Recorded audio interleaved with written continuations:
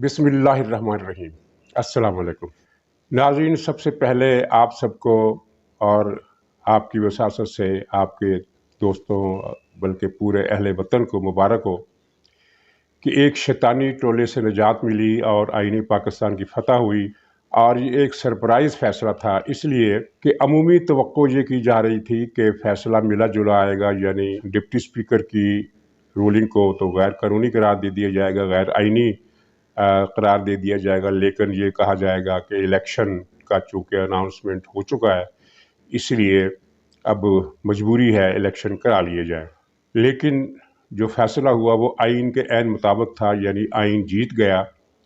और मेरा ख़्याल है कि पाकिस्तान की तारीख़ में सुप्रीम कोर्ट ने पहली मरतबा नज़रिया ज़रूरत के ख़िलाफ़ फ़ैसला दिया है, पहली मरतबा आइन के हक़ में फ़ैसला दिया है। वरना हमने ये देखा है कि माजी में आइन का मक्तल सुप्रीम कोर्ट बना रहा और इसमें एक से एक जज ऐसे आए हैं। ये जिनका आखिरी फिर नुक्ता था जस्टिस गुलजार का, उसने भी गैर आइनी फ़ैसले दिए। और जस्टिस गुलजार के नाम पर याद आया कि ये वो शख्स जिसने अपने एक अजीज़ को फ्लैट देने का मुतालबा किया नस्ला टावर के मालिक से और कहा कि उसको मुफ्त ये फ्लैट अलाट किया जाए, उसने इनकार कर दिया। तो इसने पूरी इमारत गिराने का हुक्म दे दिया और सैकड़ों ख़ानदानों को उनसे छत छीन ली। और उनमें अक्सर वो लोग थे जो ज़िंदगी भर की जमा पूंजी से महरूम हो गए और वो इस काबिल नहीं रहे कि दोबारा कोई मकान बना सके, वो सड़क पर आ गए। उनकी बद्दुआएँ जिस शख्स का पीछा कर रही थी, इमरान खान ने उसी को निगरान वज़ीर-ए-आज़म बनाने का फ़ैसला किया। यानी अपने ही जैसे करप्ट, अपने ही जैसे बेईमान, अपने ही जैसे बेज़मीर शख्स को कायम मकाम वज़ीर-ए-आज़म बनाने का फ़ैसला किया। लेकिन चलिए वो तो बात गुज़र गई। अब सुप्रीम कोर्ट के आइनी फ़ैसले के क्या मुज़म्मरात होंगे और इमरान खान की हिकमत अमली क्या होगी, इस पर बात करने से पहले मैं ये बता दूं कि कल आपने जो स्पॉन्टेनियस जश्न था वो देखा। पूरे मुल्क के बड़े शहरों में ये जश्न हुआ और एक जश्न वो था जो इमरान खान ने असम्बली तोड़कर मनाया था और उसमें जो बेहुदा रक़्स किए गए वो भी आपने देखे रमज़ान की रात और तरावी के फ़ौरन बाद। और दूसरा जश्न जो आपने कल देखा जिसमें नवाफिल भी अदा किए गए, नारा तकबीर भी लगाया गया, अल्लाह का शुक्र भी अदा किया गया और हवाई फायरिंग भी की गई। हवाई फायरिंग के मैं ज़ाती तौर पर ख़िलाफ़ हूँ, किसी को भी पाकिस्तान में हवाई फायरिंग की इजाज़त नहीं देनी चाहिए। लेकिन इस गलत काम के अलावा मजमूई तौर पर जो जश्न मनाया गया उसका अगरचे उसमें जोश व खरोश था, लेकिन उसमें मतानत थी और संजीदगी थी और वो बेहूदगी नहीं थी जो पीटीआई का दूसरा नाम है। और ये कल स्पॉन्टेनियस था, किसी के मुतालबे के, किसी की अपील के बगैर जश्न हुआ।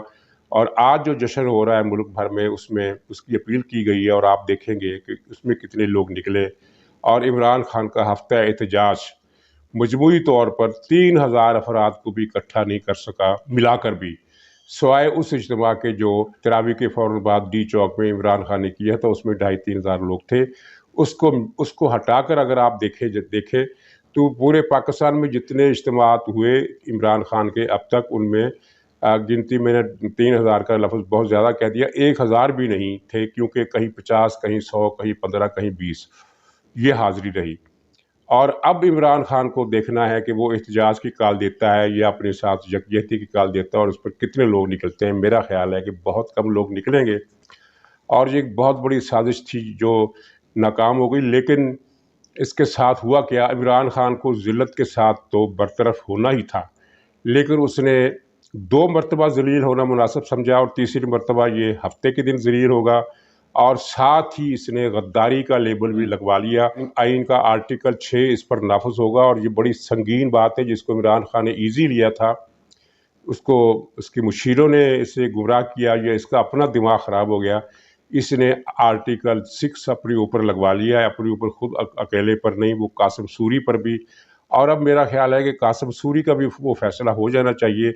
ये 50,000 जाली वोटों के ज़रिए से इलेक्शन जीता था और इलेक्शन ट्रिब्यूनल ने इसकी रुकनीत ख़त्म कर दी थी, लेकिन फिर ये स्टे आर्डर लेकर वापस आ गया। शायद इसलिए वापस आया कि इसकी किस्मत में आर्टिकल 6 का आयद होना लिखा था। और इसके साथ ही वो जो अलवी सदर है जिसके बारे में एक इत्तला ये है कि वो 1-2 दिन में इस्तीफ़ा दे देगा और मुआवजे की नौबत नहीं आने देगा, वरना अपोजिशन ने इसके मुआवजे का तहैया कर लिया है। साथ ही परवेज़ इलाही की ज़िल्लत का हतमी बाब भी लिखा गया। अब वो पंजाब असम्बली तोड़ी नहीं जा सकती, क्योंकि ये बुज़दार जो है ये कायम मकाम वज़ीर आला है, ये कायम मकाम वज़ीर आला असम्बली नहीं तोड़ सकता। और स्पीकर के भी हाथ बंद गए परवेज़ इलाही के, इसके खिलाफ अदम एतमाद की तहरीक आ गई और इस पर जल्द फैसला होना ज़रूरी है 7 दिनों के अंदर। और साथ ही पंजाब में हमजा शहबाज की वज़ारत आला जो है वो कन्फर्म हो गई है और परवेज़ इलाही के हाथ में कुछ नहीं लगा, इसकी स्पीकरशिप भी जा रही है और इसकी पार्टी भी ख़त्म हो रही है और इसकी सियासत भी ख़त्म हो रही है। और इस मौके पर हमें वो शेख रशीद को कभी नहीं भूलना चाहिए, जिसने चंद दिन पहले ये इतला दी थी बड़ी कन्फर्मेशन के साथ, जैसे हाई अप्स ने उसको ये इतला दी है कि सुप्रीम कोर्ट तारीख पर तारीख देती रहेगी यहाँ तक कि इलेक्शन का दिन करीब आ जाएगा। तो उसकी वो इतला उसी तरह गलत साबित हुई जिस तरह उसकी ये हसरत कि मुस्लिम लीग नून के अंदर से शीन निकलेगी और शीन के अंदर से फलां निकलेगा, उसमें से तो कुछ नहीं निकला, लेकिन पीटीआई का कबाड़ा हो गया। तो नाज़रीन, ये जो इस सिलसिले में काबिल ज़िक्र बात यह है कि एक थ्रेट की सूरत इख्तियार कर गई थी वो एक्स सर्विसमैन सोसाइटी, जो धमकियां दे रही थी, जो मुलाकातें कर रही थी और जो बड़ा दबाव डाल रही थी और ये कह रही थी कि हमारे दबाव को नज़रअंदाज करना मुमकिन नहीं होगा। वो पाकिस्तान के ख़िलाफ़ साजिशों का ये टोला एक्स सर्विसमैन सोसाइटी, इसका कोई दबाव काम नहीं आया, इसकी कोई ब्लैकमेलिंग काम नहीं आई। मैं अपने इस तजवीज़ पर इसरार करता रहूँगा अपने व्लॉग्स में, और अपोजिशन के लीडरों से अगर मेरी मुलाकात हुई तो मैं उनसे भी कहता रहूँगा कि इन लोगों के असासे चेक कराएं। इनमें से हर एक के पास अरबों रुपए के बंगले हैं, ये बंगले कहाँ से आए? और इन साजिशों का जो सुरगने हैं वो दोनों अमेरिका में बैठे हैं, एक वो जनरल तारिक और एक वो जनरल, उसका नाम मुझे भूल गया, हारून कोई नाम था, जिसको नवाज शरीफ ने आर्मी चीफ नहीं लगाया था, तो वो उसका बदला पूरे पाकिस्तान से लेने पर तुला हुआ है। ये दोनों सुरगने अमेरिका में बैठे हैं और एक्स सर्विसमैन सोसाइटी के और भी कोई लोग अमेरिका में बैठे हैं। और यहाँ मैं एक बात वाज़े कर दूं कि पाकिस्तान के रिटायर्ड फ़ौजी अफसरान की नुमाइंदगी ये तंजीम नहीं करती। रिटायर्ड फ़ौजी अफसरान की तादाद हज़ारों में है और ये चंद दर्जन लोग हैं जो खुद साख्ता तौर पर इनके नुमाइंदे बन गए हैं रिटायर्ड अफसरों के। और ये चंद दर्जन वो लोग हैं जिनको मुशर्रफ के दौर में लूट मार के वसी मौके दिए गए। ज़्यादातर ये वो लोग हैं, कुछ हमीद गुल के ज़माने के भी हैं, लेकिन ज़्यादातर जो है ये मुशर्रफ की बाक़ियात है। मुशर्रफ जिसने पाकिस्तान का सौदा किया, पाकिस्तान को बेचा, 1 लाख आदमी पाकिस्तान के शहीद करवाए और पाकिस्तान की इज़्ज़त का जनाजा निकाला। और ये परवेज़ मुशर्रफ वही था जिसके लिए इसराइल के सिनागाग्स में, यानी उनकी इबादत गाहों में दुआएं हुआ करती थी। और इनका जो सहयूनियों के ख्याल है कि हमारी दुआ मुस्तरद नहीं होती, वो मुस्तरद हुई, क्योंकि इन लोगों ने इसकी ताहयात सदारत की दुआ की थी। वो रुसवा होकर निकला और अब जो है वो अल्लाह ताला की पकड़ का एक ज़िंदा जावेद सबूत बना हुआ है। एक इबरतनाक हालत में वो दुबई में मौजूद है और ना वो नाच गाने के काबिल है, ना वो शराब पीने के काबिल है और ना ही वो ज़िंदगी की किसी और नेमत से लुत्फ़ उठाने के काबिल रहा है। ये उस पर अल्लाह का अज़ाब है और अल्लाह के अज़ाब से पनाह मांगनी चाहिए। और इमरान खान पर जो अल्लाह का अज़ाब नाज़िल होगा वो मुशर्रफ से भी ज़्यादा होगा, क्योंकि इसने पाकिस्तान को तबाह करने के लिए दिन रात एक किया। अच्छा, अब एक्स सर्विसमैन सोसाइटी तो गैर फ़आल हो गई, उसका डंक निकल गया, वो बेकार हो गई, उसका दबाव काम नहीं आया, उसकी ब्लैकमेलिंग काम नहीं आई, उसकी धमकियों को किसी ने दरख़ौर एतनार नहीं समझा। तो अब इमरान खान के पास क्या रास्ता बचा है? एक तो ये रास्ता है कि वो आवाम के पास वापस जाए। अगरचे इस रास्ते में कुछ रुकावटें हैं, इस पर मुकदमे बनने, आर्टिकल 6 का मुकदमा तो बनना ही है, इस पर जो करप्शन के मुकदमात बनने हैं वो बेअंदाज़ा हैं। ख़ास तौर पर वो जो फर्रा बीबी, जो डिप्टी जादूगरनी जिसका मैंने नाम रखा है, वो डिप्टी जादूगरनी ने जो करप्शन की है उसके तो इतने सबूत मिल गए हैं कि उनके हिस्सा बनी गालों को जाता था। इसके अलावा जितने स्कैंडल इस दौर में हुए हैं और उन सब के मुकदमात कायम किए जाएंगे, ये फ़ैसला हो चुका है। लेकिन इन फ़ैसलों से क़त्ए नज़र ये अवाम में आएगा तो इसे अपनी मकबूलियत का पता चल जाएगा। बल्कि आप अगले चंद दिनों में देखेंगे कि अगर इसने एहतजाज की कॉल दी तो फिर आपको अच्छी तरह अंदाज़ा हो जाएगा कि इसकी मकबूलियत कहाँ खड़ी है।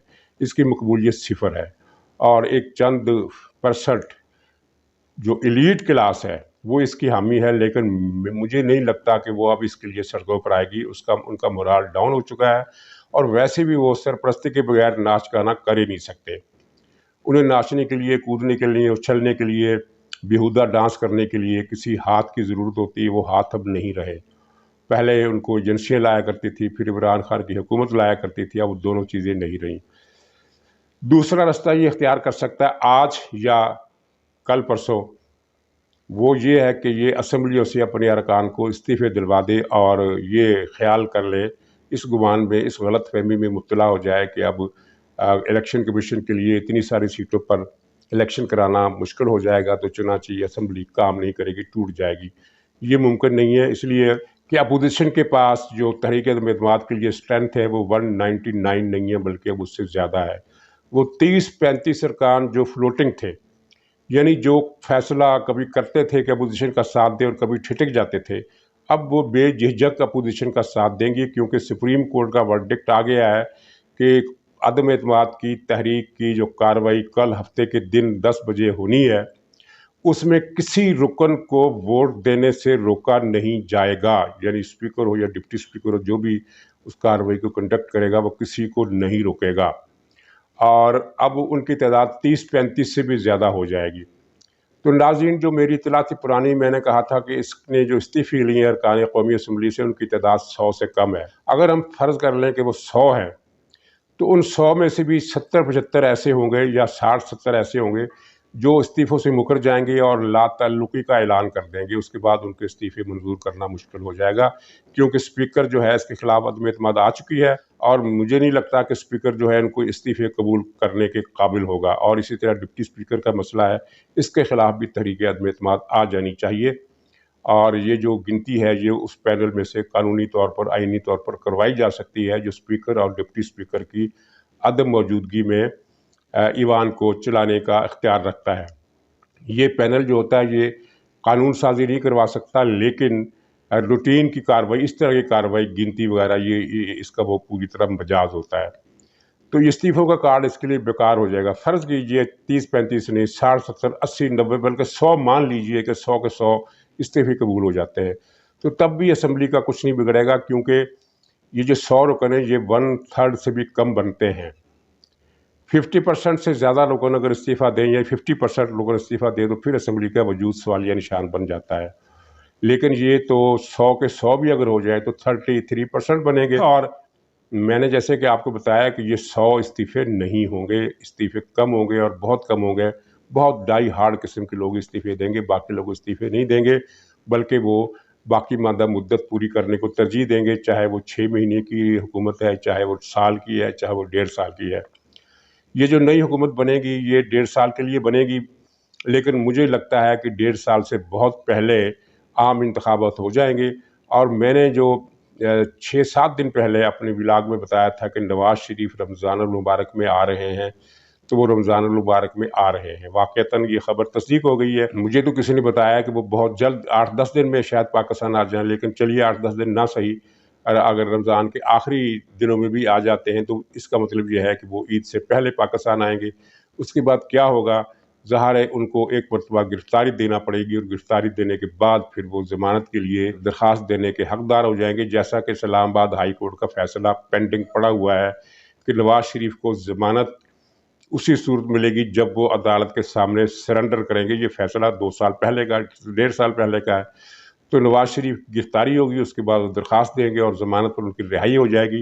اور ناظرین، یہ بتانے کی اب ضرورت نہیں ہے کہ نواز شریف کے خلاف کیس اور ان کی نااہلی سب رول بیک ہونے کا وقت آ چکا ہے، اور وہ حضرات جو پیپے چڑھا کر ٹی وی پر بیٹھ کر کہا کرتے تھے کہ حضور چھوڑیے، اب نواز شریف کا تو نام و نشان ہی نہیں ہے، ان کی تو کتاب کا ورقہ ہی پھاڑ دیا گیا ہے، تو ان کی حالت اب دیکھنے کے قابل ہوگی جب نواز شریف واپس بھی آئیں گے، ان کی نااہلی بھی ختم ہوگی اور ان کی سیاست بھی چلے گی۔ اور مجھے لگتا ہے ناظرین کہ پاکستان اب 2 جماعتی مستحکم نظام کی طرف بڑھ رہا ہے۔ اس میں ایک پارٹی مسلم لیگ نون ہوگی، دوسری پارٹی پیپلز پارٹی ہوگی، اور اس کے علاوہ چھوٹی پارٹیاں اور قومیت پرست جماعتیں ہیں، ان کی جگہ پاکستان میں بدستور موجود رہے گی۔ اور ان چھوٹی پارٹیوں میں MQM بھی شامل ہے، اور قوم پرست جو دوسری پارٹی ہیں وہ بھی شامل ہیں۔ یہ جو قاف لیگ ہے اس کا خاتمہ بالخیر ہو گیا ہے، یہ ایک شر تھا پاکستان میں، اس سے بھی نجات مل گئی۔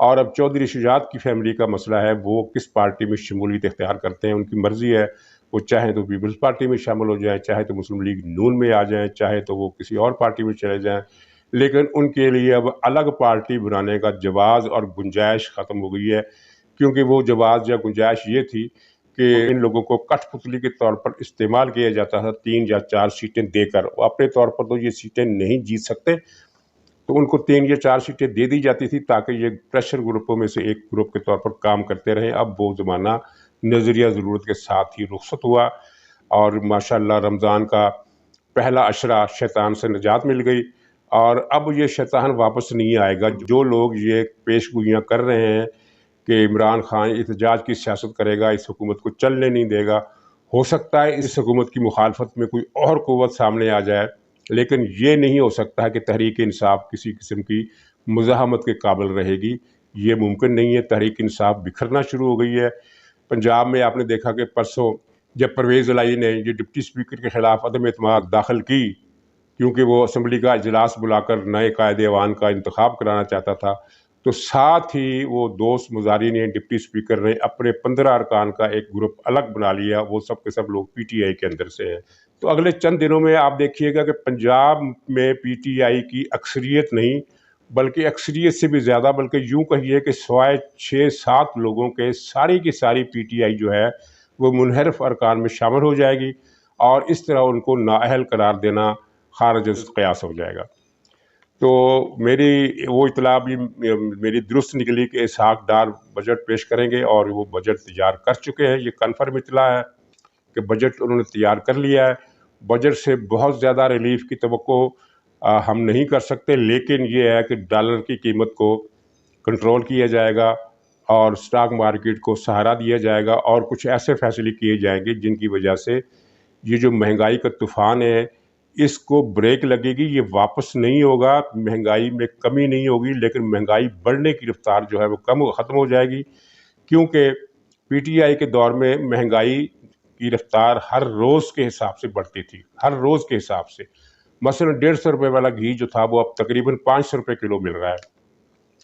اسی طرح دوسری چیزیں، تو اگر فرض کیجئے عمران خان کی حکومت ابھی 6 مہینے اور رہتی ہے تو یہ 500 روپے والا جو گھی ہے یہ 1000 روپے کلو ملے گا، تو یہ سلسلہ ختم ہو جائے گا، یعنی جو چیزیں جہاں ہیں معمولی کمی بیشی کے ساتھ وہ وہاں رک جائیں گی، اور ڈالر کو بھی تھوڑا سا ریورس گیئر لگایا جائے گا، بہت زیادہ کہ خوش فہمی کی گنجائش نہیں ہے، لیکن یہ ہے کہ یہ جو 190 روپے تک پہنچ گیا ہے یہ سلسلہ تشویشناک ہے۔ اور ناظرین، تشویشناک کے لفظ سے یاد آیا کہ تشویشناک اطلاع یہ ہے کہ زر مبادلہ کے ذخائر میں حیرت انگیز کمی ہو گئی ہے، اور یہ لگتا ہے کہ عمران خان نے اور اس کے ساتھیوں نے کوئی رقم چوری کر کے پاکستان سے باہر بھجوا دی ہے۔ ان سے کچھ بھی بعید نہیں ہے، یہ کچھ ٹیکنیکل باتیں ہوتی ہیں کہ ایک حکومت اسٹیٹ بینک کے ذخائر سے کس طرح چوری کر سکتی ہے۔ ظاہر ہے یہ چوری اس طرح نہیں ہوتی کہ ایک آدمی گیا اور وہاں اس نے اسٹیٹ بینک کے ذخائر سے لاکر کھولے اور وہاں سے ڈالر نکالے اور تھیلے میں ڈالے اور لے گیا۔ یہ چوری کے ٹیکنیکل طریقے ہوتے ہیں جو آپ کو رضی صاحب جو ہیں ہمارے بہت مشہور بلاگر دنیا جن کو رضی دادا کے نام سے جانتی ہے، وہ اس طرح کی چوریوں کے امور کے بارے میں علمی مہارت رکھتے ہیں۔ آپ یہ مت سمجھ لیجئے کہ وہ چوری کی مہارت رکھتے ہیں، چوری کے امور کے بارے میں جو علم ہے اس علم میں مہارت رکھتے ہیں۔ ہو سکتا ہے وہ کسی دن بلاغ کریں کہ یہ کس طرح کی واردات کی ہے عمران خان نے۔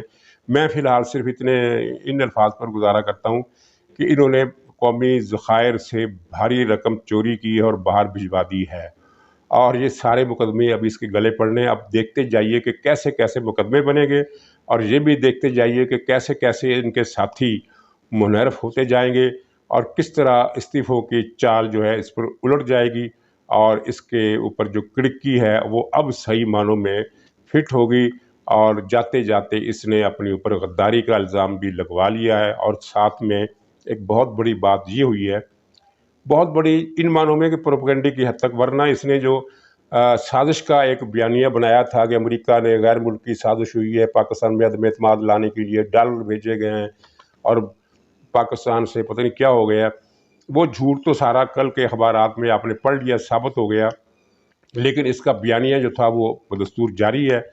وہ بیانیہ سپریم کورٹ کے اس فیصلے کے بعد ختم ہو گیا، دفن ہو گیا، اپنی موت آپ مر گیا، کیونکہ سپریم کورٹ کے سامنے اٹارنی جنرل نے کہا کہ کوئی غداری نہیں ہوئی، ہم سب محب وطن ہیں، ہم کسی کو غدار نہیں کہتے۔ جب سرکاری حکومت کا اپنا وکیل، اپنا اٹارنی جنرل جب سپریم کورٹ کے سامنے کہہ دے، اور پھر دوسری بات یہ ہے کہ وہ جو نعیم بخاری ہے ان کا وکیل، اس نے سیکورٹی کمیٹی کے رداد یعنی اس کے جو منٹس ہیں سپریم کورٹ کے سامنے رکھے ہیں۔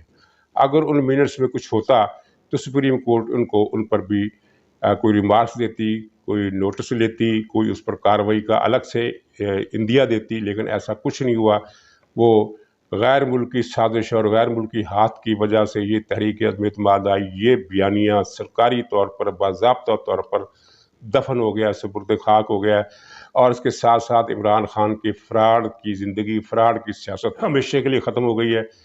یہ جو لوگ کہہ رہے ہیں کہ عمران خان مزاحمت کا استعارہ بنے گا اور یہ کر دے گا، وہ ان کو ان کے حال پر چھوڑ دیجئے، آنے والے دن ان کو خود ہی سبق سکھا دیں گے۔